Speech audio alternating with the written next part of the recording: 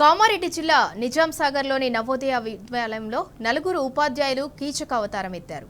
కొద్ది రోజులుగా విద్యార్థినులపై లైంగిక వేధింపులకు పాల్పడుతున్నారు. తల్లిదండ్రులతో బాలికలు తమ గోడు వెళ్లబోసుకోవడంతో విషయం బయటకు తెలిసింది. బాధితుల ఫిర్యాదు మేరకు కేసు నమోదు చేసుకున్న పోలీసులు దర్యాప్తు చేపట్టారు. పరారీలో ఉన్న ఉపాధ్యాయులను అరెస్ట్ చేసి రిమాండ్కు తరలించారు. ఇక పాఠశాల అధికారులు ఉపాధ్యాయులను కాపాడేందుకు తీవ్రంగానే ప్రయత్నించారు. సదరు ఉపాధ్యాయులను కర్ణాటకకు బదిలీ చేసి ఎవ్వరికీ విషయం తెలియకుండా జాగ్రత్త పడ్డారు.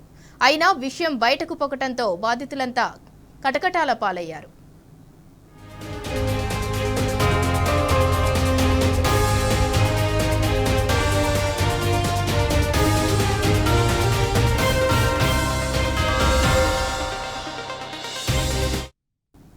రైట్, కామారెడ్డి జిల్లా నిజాం సాగర్లోని నవోదయ విద్యాలయంలో నలుగురు ఉపాధ్యాయులు కీచక అవతారం ఎత్తారు. కొద్ది రోజులుగా విద్యార్థినులపై లైంగిక వేధింపులకు పాల్పడ్డారు. ఇక ఇదే అంశానికి సంబంధించి మరింత సమాచారం మా ప్రతినిధి రవీందర్ అందిస్తారు. రవీందర్,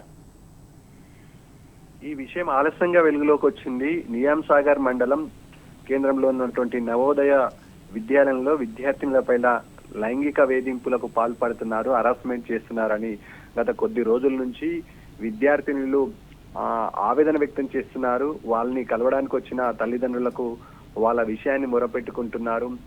ఈ విషయం పట్ల ఇటు స్కూల్ యాజమాన్యం కానీ హాస్టల్ సిబ్బంది కానీ నిర్లక్ష్యం వహించినట్టుగా స్పష్టంగా కనబడుతుంది. గత కొద్ది రోజుల నుంచి వివిధ ప్రాంతాల్లో కేంద్ర ప్రభుత్వం ఆధ్వర్యంలో నడిచే ఈ పాఠశాల, ఈ హాస్టల్ కేంద్ర ఆధీనంలో ఉంటుంది. కాంపిటేటివ్ ఎగ్జామ్ రాయాల్సింది ఉంటుంది. నవోదయకు ఒక మంచి గుర్తింపు రాష్ట్ర స్థాయిలో ఉంటుంది. ఈ నేపథ్యంలో వివిధ ప్రాంతాల నుంచి ఇక్కడికి వచ్చేసి విద్యార్థులు విద్యను అభ్యసించడానికి అనువుగా అవకాశం ఉంటుంది. కాబట్టి సుదూర ప్రాంతాలలో వివిధ రాష్ట్రాల నుంచి వచ్చే విద్యార్థులు ఇక్కడ చదువుకుంటారు. ఈ నేపథ్యంలో కర్ణాటక రాష్ట్రానికి చెందిన కొంతమంది, తమిళనాడు రాష్ట్రానికి చెందిన ఇద్దరు ఉపాధ్యాయులు, మొత్తం నలుగురు ఉపాధ్యాయులు విద్యార్థుల పట్ల మిస్బిహేవ్ చేయడంతో పాటు లైంగిక వేధింపులకు పాల్పడుతున్నారని ఆవేదన వ్యక్తం చేశారు. ఈ ఇన్సిడెంట్ జరిగి దాదాపు 3 నుంచి 4 రోజులు అవుతుంది. కానీ విషయాన్ని బయటకు పొక్కనీయకుండా జాగ్రత్త పడ్డది పాఠశాల యాజమాన్యం, అదేవిధంగా ఉపాధ్యాయులు, హాస్టల్ సిబ్బంది.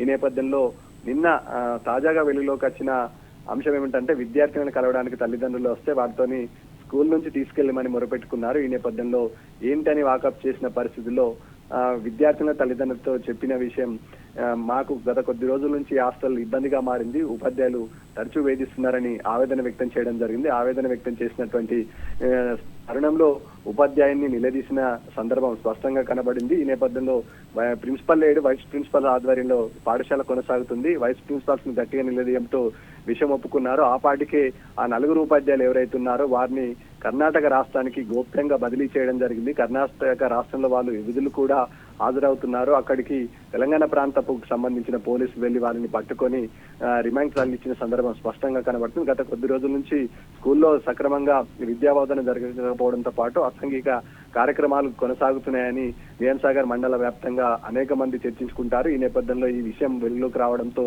మరోసారి నిజాం సాగర్ మండలంలో ఉన్నటువంటి నవోదయ పాఠశాల ఆసక్తికరంగా మారింది. ఈ నేపథ్యంలో ఉపాధ్యాయులు ప్రస్తుతం అయితే రిమాండ్ లో ఉన్నారు. విద్యార్థులను విచారిస్తున్నారు. ఏం జరిగింది, ఎట్లా జరిగింది అనే అంశం పైన వీళ్ళని ఎవరైతే పోక్సో చట్టం కింద ఉపాధ్యాయుడితో పాటు నలుగురు, ఒక వైస్ ప్రిన్సిపల్, మొత్తం 5గురి పైన పోక్సో చట్టం కింద కేసు నమోదైంది. ఎల్లారెడ్డి డిఎస్పీ శ్రీనివాస్ రెడ్డి ఆధ్వర్యంలో దర్యాప్తు కొనసాగుతుంది.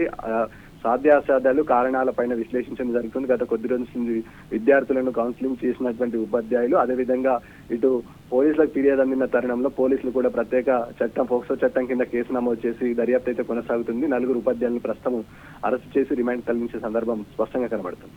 Right, thank you Ravinder.